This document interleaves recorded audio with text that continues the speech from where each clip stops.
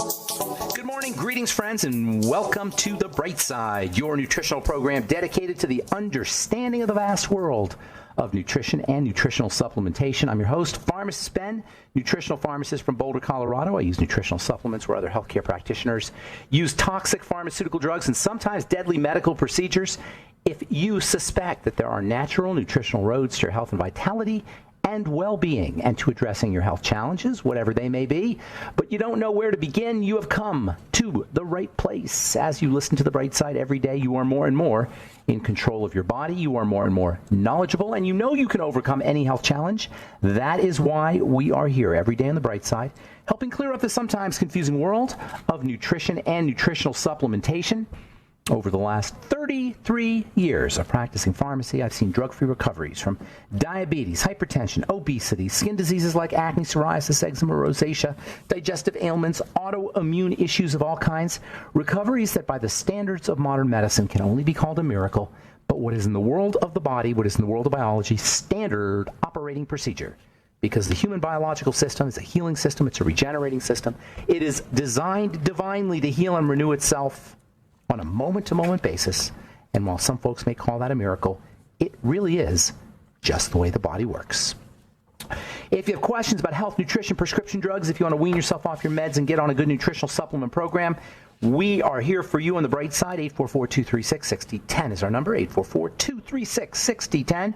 If you want to purchase longevity products, call 866-735-2470, or go to brightsideben.com, pharmacistben.com, or criticalhealthnews.com.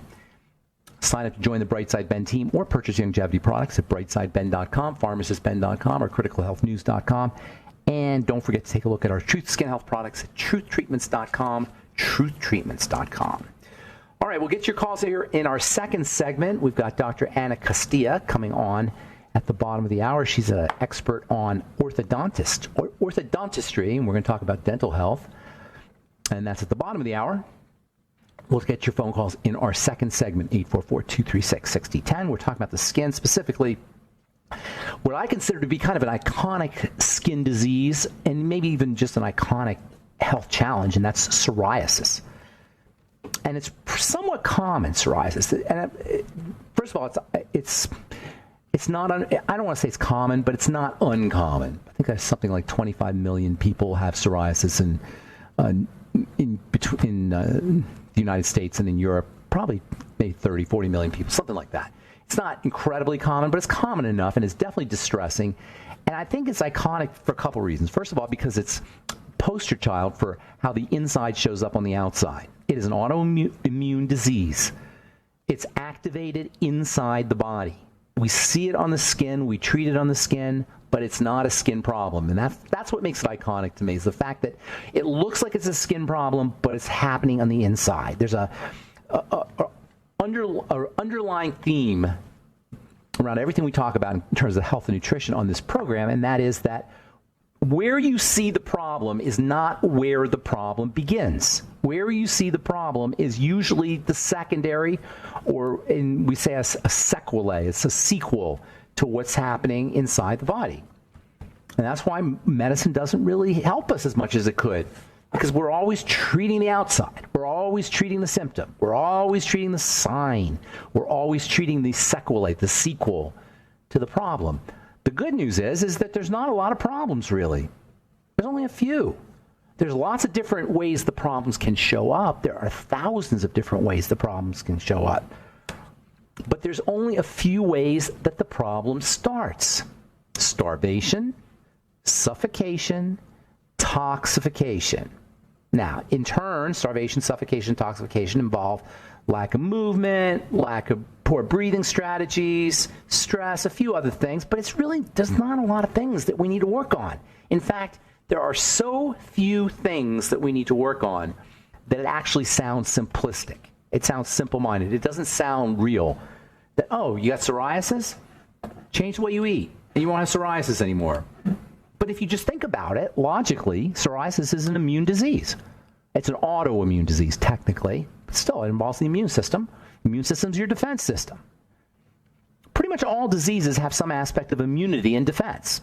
That alone should tell you how simple it can be to begin the reversal process of any long-term chronic progressive disease that gets worse. That understanding alone, that disease is defense, just really feeling what that means. Because if disease means defense, that means healing means getting rid of the offending agent. Whatever is causing the defensive response, just get rid of it. Now, it's a little bit more complex because sometimes deficiencies can exacerbate defensive responses. The body becomes jumpy under conditions of deficiency. So defensive responses can come from two directions: something that we're not getting, or something that is getting into the system, and by that I mean the blood. Always when we talk about something getting into the body, we're talking about into the blood. Thus, the critical nature of the digestive tract, because that's how things get into the blood. It's not complicated. It's so simple. It's too simple because it makes us think that it can't be true. Just stop eating. Read the Walls Protocol. Dr. Terry Walls, she couldn't believe it. It was such an amazing thing to her. She wrote an entire book about how when she stopped eating, she felt better. Well, you don't need it's just logic. She couldn't believe it because, oh my God, she's a doctor. And so she's like, there's no way. I have MS. You're going to tell me I'm going to fast, I'm going to feel better? That cannot possibly be. So she did it. She fasted. She cured her MS. Literally. She wrote a book about it, the Walls Protocol. We had her on the bright side. Not that that's like anything spectacular in her book. There's nothing really spectacular in her book, but it's just interesting to see how when you just apply this common sense idea, you bust through your preconceived notions of what can work and what cannot work, or your preconceived notions of simplicity or not, or simple-mindedness, and you just do it, you feel better. If you have psoriasis and you fast, you're not going to have psoriasis. Now, you have to eat eventually. I understand that, but just for your own edification, for your own enlightenment, if you have psoriasis, stop eating. You'll see your plaques will get better. Now, you'll have to eat, so what you do when you eat, you just pay attention. And you watch for foods that cause a defensive response, and you'll know it by the way you feel, you'll know it by your digestive symptoms, and you'll know it by your skin. In a way, it's a good thing that you have psoriasis because now you have a barometer to what's going on inside your body. Now, there's other things you have to do. I'm not saying you're just fasting's the only thing, and obviously you have to eat. But that's just one way that you can demonstrate for yourself the power of simplicity. In physics, we have a concept today called simplexity. Simplexity is about the little things that form the complex things. All complexity comes from a few simple little moves in biology, in embryology even. Our whole body comes from just cells turning on and off. That's how developmental biology, that's how the embryo develops inside the womb. Cells turn on and off, basically. It's really quite simple at the bottom of it, simplexity, in terms of how disease shows up, how psoriasis shows up. Wrong things in, right stuff not. Or right stuff isn't getting in, the wrong stuff is. That's pretty much it right there in a nutshell. And if it sounds too simple to be true, try it. And you know what else? It's not just for psoriasis. It's for eczema. It's for acne. It's for whatever health challenge you have. Whatever health challenge you have, start to change what you put into the system and change what you, in terms of what you're putting in and what you're not putting in. It has to go from both directions. Psoriasis, by the way, and all skin conditions are really especially about fats. Fats and the skin go hand in hand. When they test the benefits or the uses of vitamins and minerals and essential nutrients, they take the mineral or the vitamin or the essential nutrient out of an animal's diet and they see what happens to the animals. That way they know that nutrient was responsible for that particular system. So if they take vitamin A out of the diet of an animal, it gets night blindness. So you know that vitamin A is involved in night vision or in vision. You take magnesium out of the diet and you get hypertension. So they notice magnesium's got a role to play in lowering blood pressure. Well, it turns out that when you take essential fatty acids out of the diet, boom, skin problems. It's the key nutritional supplement to use for all skin health issues, essential fatty acids. We'll continue when we come back from our break. 844-236-6010 is our number. I'm Pharmacist Ben. We'll be back after this.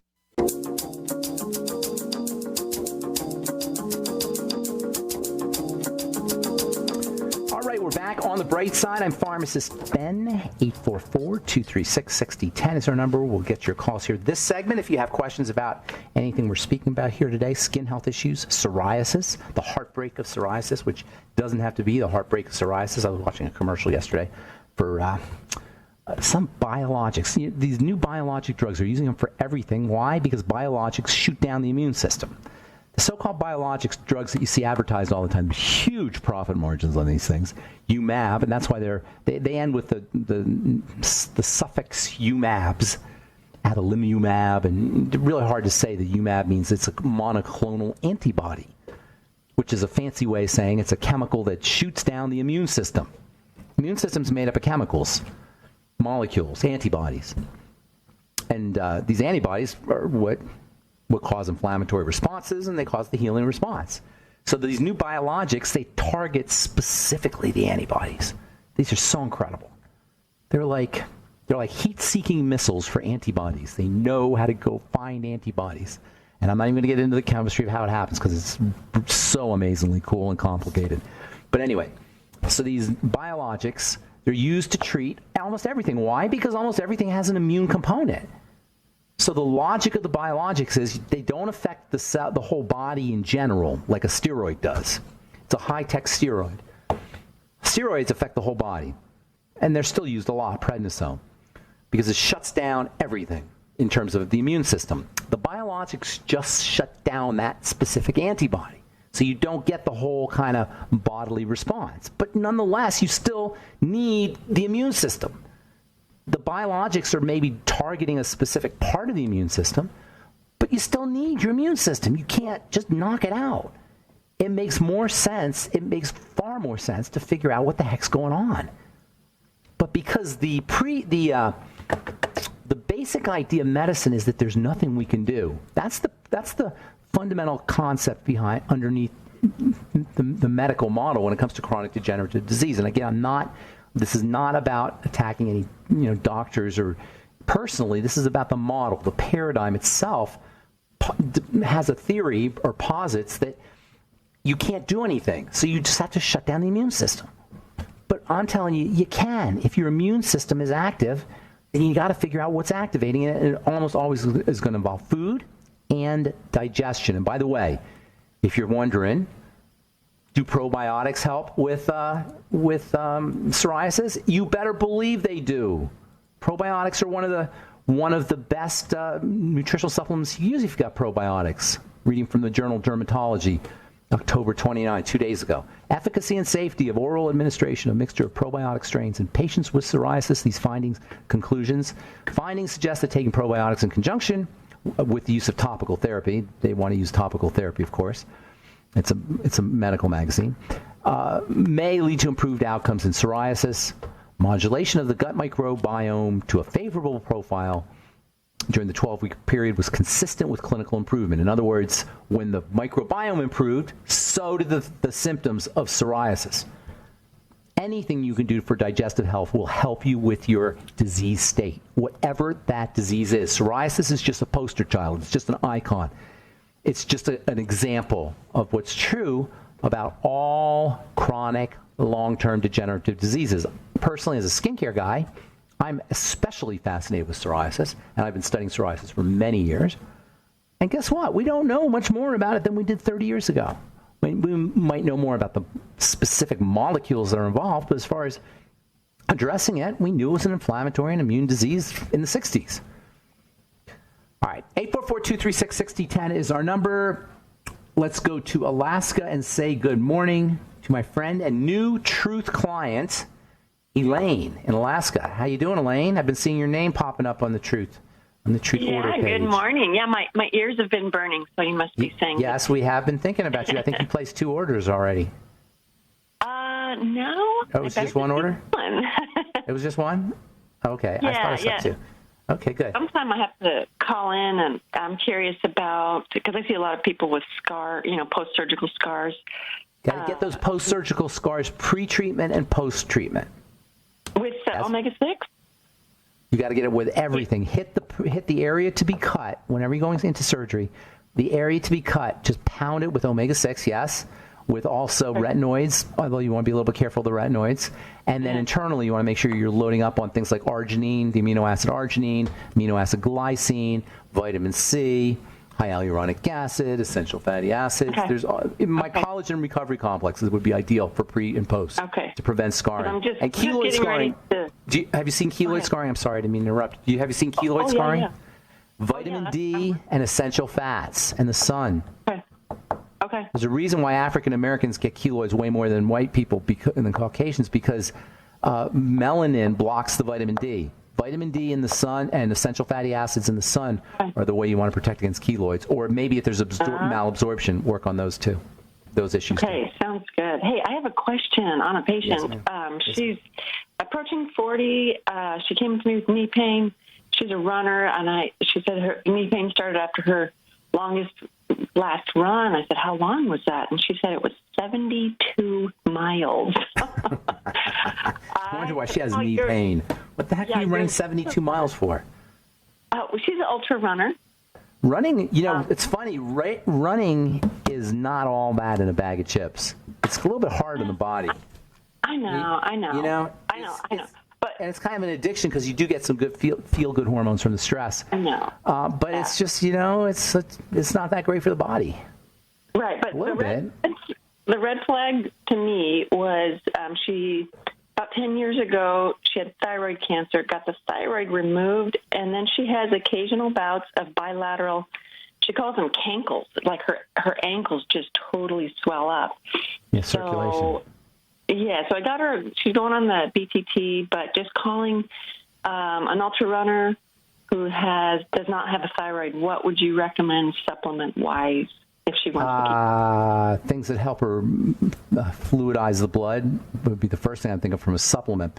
It's not really a supplemental issue, but I would think things like vitamin E, vitamin C, glucosamine, fucoidan, garlic. These are things that thin the blood. That would be that strategy I would use there. But really, she needs to move, and not just 72 miles, but like hang upside down kind of thing, or maybe. It's funny that she has the cankles. Is she running all the time, or she just kind of runs here and there? She doesn't run every day, does she? Hard to have cankles if you run every day. No, she was running harder, but now she's taking a break because of the knee pain. So it sounds like something's not circulating correctly. It's a circulatory issue. I would say the movement usually helps, but it seems like she is moving, right? She's not sedentary, or is she? She's not sedentary now. She's moving around, right? Hang upside down, work on slow, deep breathing techniques. It definitely sounds like a circulation problem. Could be a kidney problem, liver even. Okay. Is she healthy?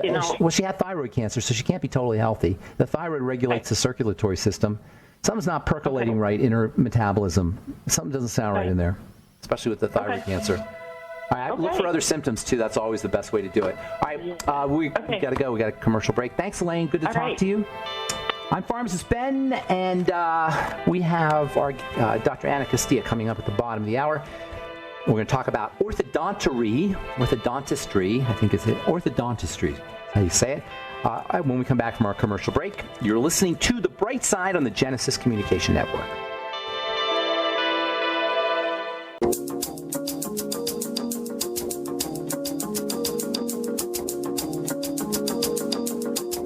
Okay, we are back on The Bright Side. I'm Pharmacist Ben. We're on the air Monday through Friday, 8 to 9 Pacific and 10 to 11 Central Time, and 24/7 on the archive page at brightsideben.com.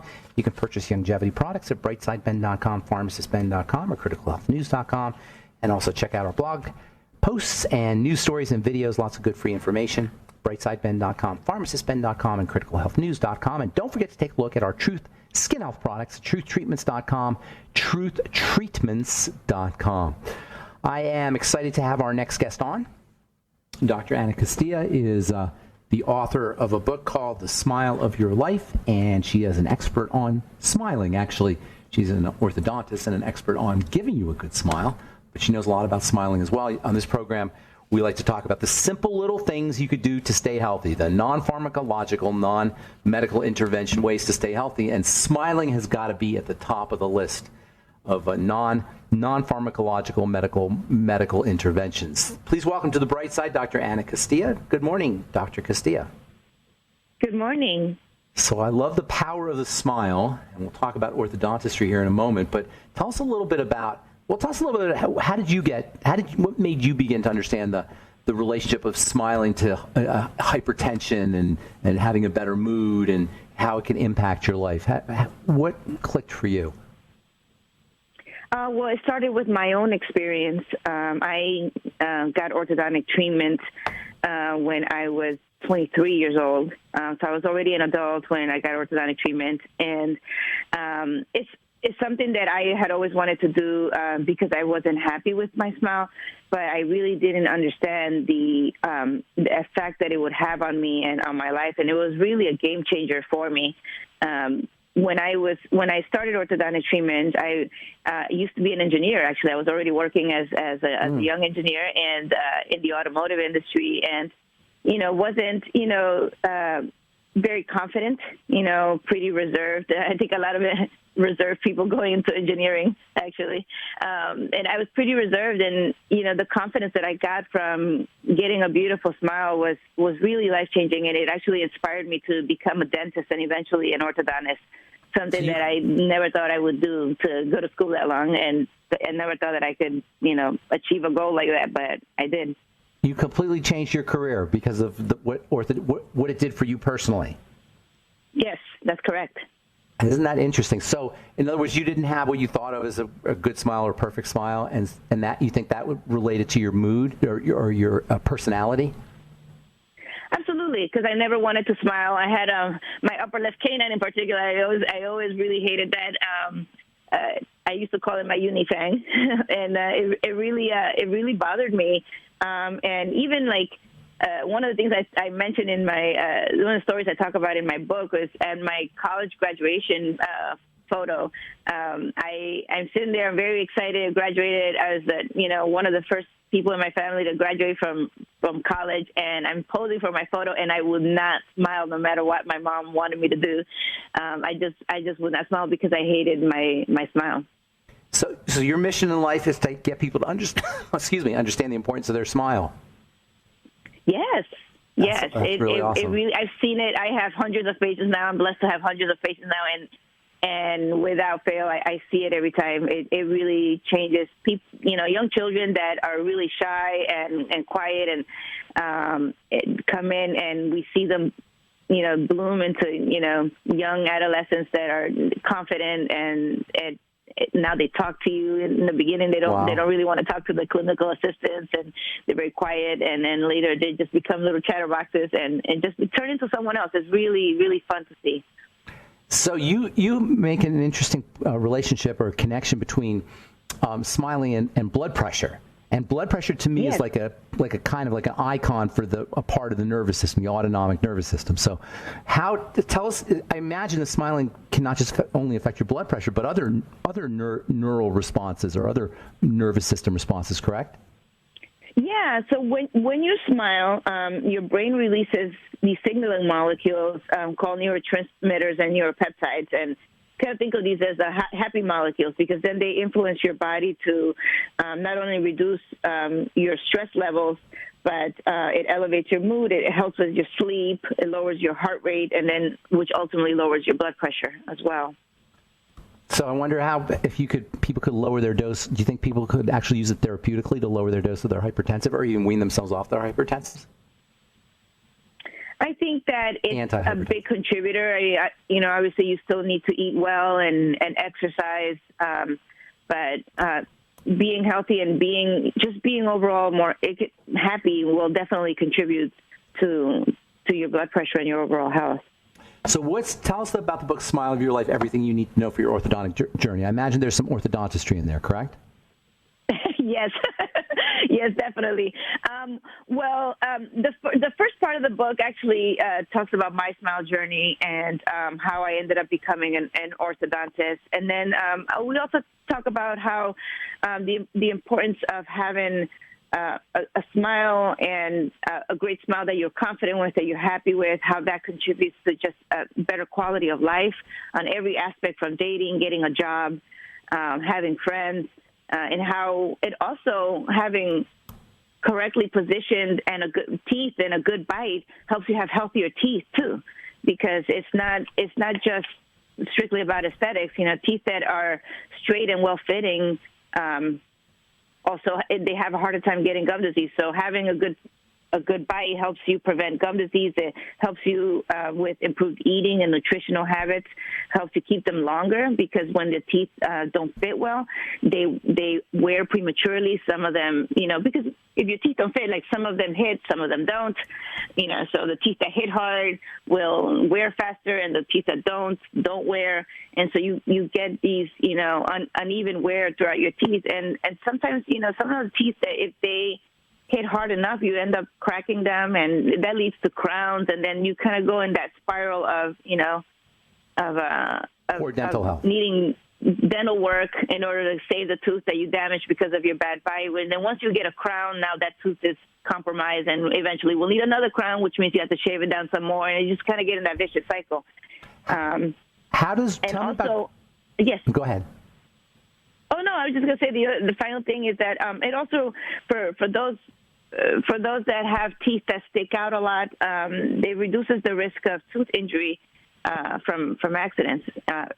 Every time I meet a child with a teeth or an adult that has teeth that stick out, at some point in their lives they have chipped one of those front teeth just because they stick out so far.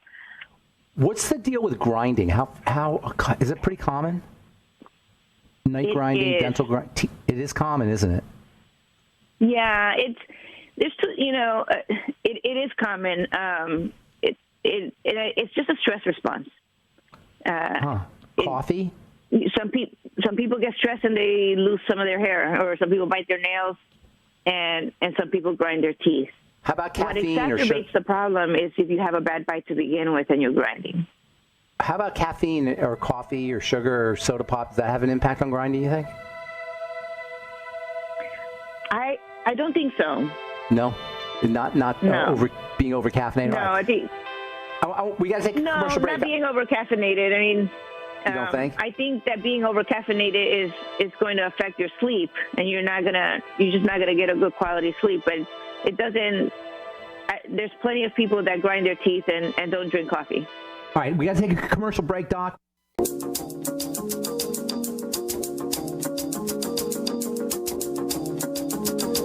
right, we're back on the bright side. We're talking to Dr. Ana Castilla about orthodontistry.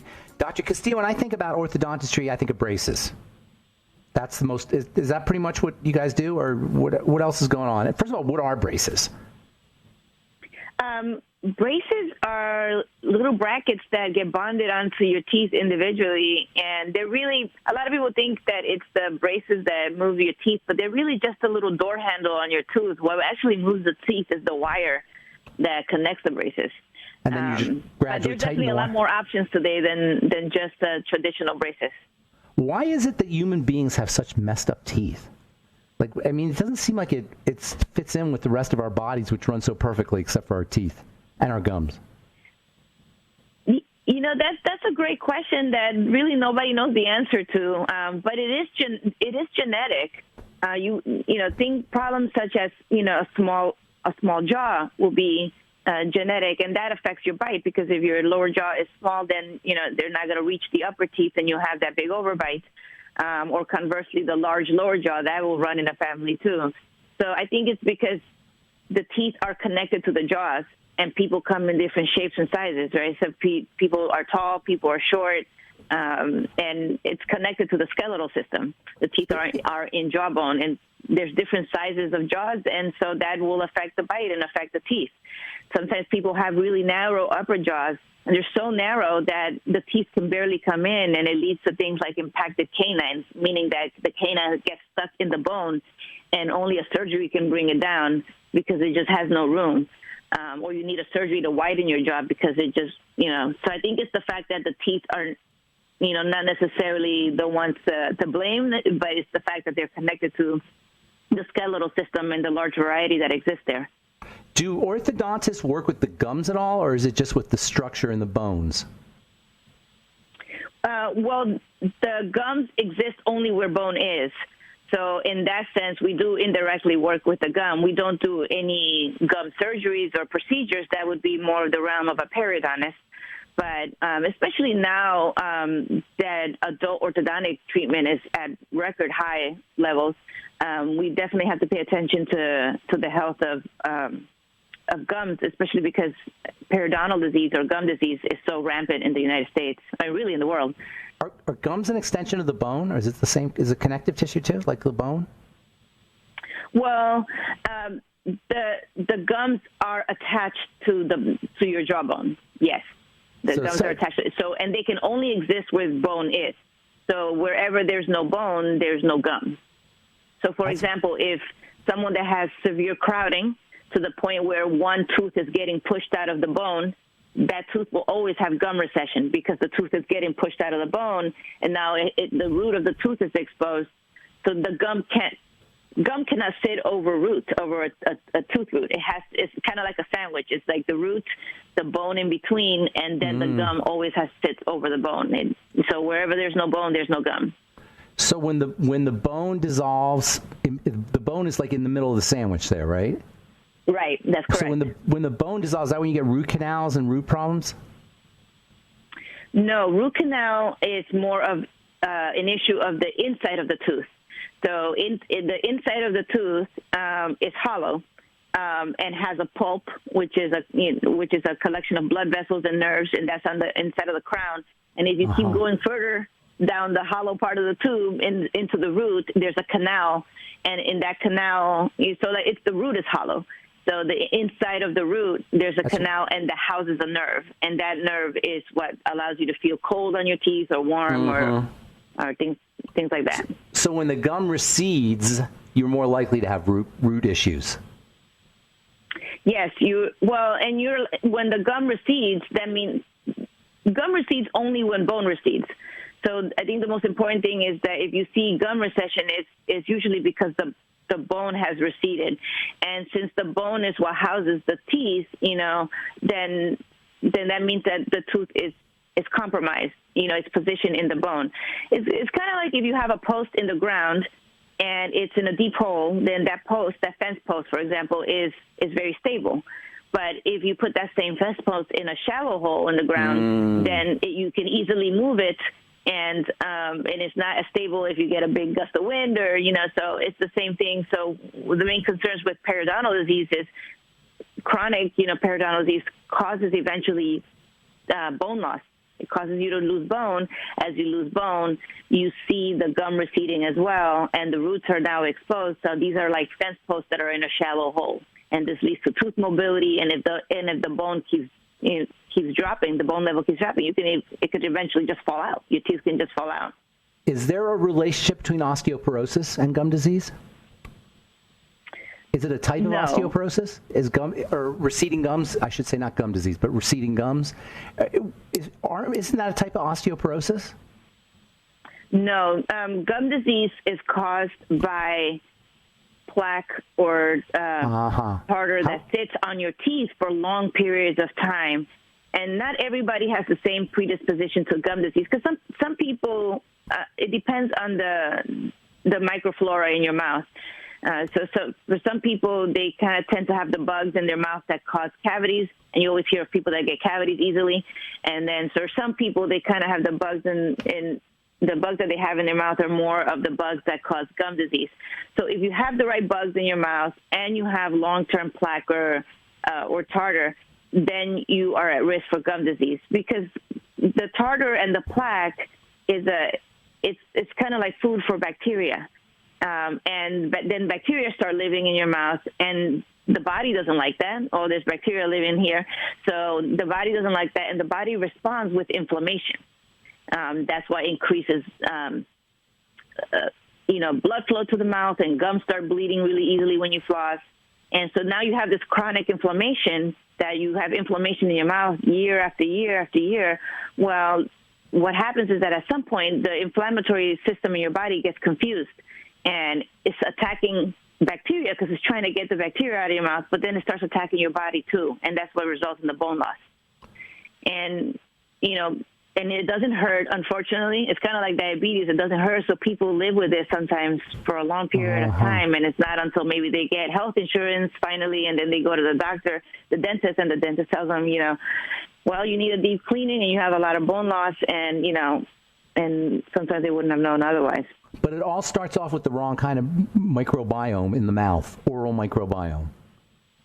Well, really, it kind of mostly starts with having plaque on your teeth or tartar on your teeth that hasn't been removed by your dental professional. Because even if you have the wrong, to answer your question, I guess yes. Because even if you have the wrong bacteria in your mouth, if you don't have the tartar, then you won't get the gum disease. So getting regular cleaning is one strategy. Is there anything you can do for the microbiome, for the oral microbiome? No, not really. That part is more of a genetic part. But the best thing you can do is what we've been saying forever. Just floss every day and keep your teeth clean. Go to the dentist or your hygienist and get your teeth clean. Where does nutrition fit in? Nutrition fits in more for cavities. Now, I always get concerned now. I see everybody walking around with these energy drinks, especially young people that are doing sports and walking around, and they're sipping on them all day long. And those are the cavity-causing bacteria are different from the gum disease-causing bacteria, but everybody has them. Some people, like I said, are more predisposed to cavities than others, just depending on the composition of their microflora. But with nutrition. Any supplements you could take? Staying away from sugary foods. Any supplements?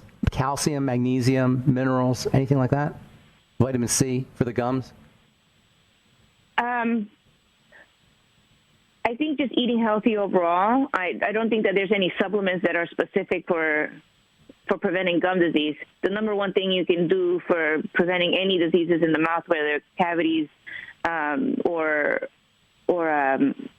gum disease, is keeping your teeth clean, really. All right. Well, you know what? You might want to look into coenzyme. You might want to look into coenzyme Q10 and vitamin C. Just saying, Doc. Hey, good to talk to you, Dr. Ana Castilla. Thank you so much for your time. And the book is The Smile of Your Life, Dr. Ana Castilla. You have a website, Dr. Castilla? I do. It's called dranacastilla.com. dranacastilla.com. Thanks for being on the Bright Side. Appreciate it. And thank you to my Bright Side listeners. Appreciate all you guys. Thanks for listening. And please check out our websites, brightsideben.com, pharmacistben.com, and criticalhealthnews.com for the longevity products. And don't forget to take a look at Truth Skin Health products at truthtreatments.com. That's all the time we have for today. Have a wonderful, beautiful, awesome, spectacular day. I'm Pharmacist Ben. We'll talk to y'all later. Bye for now.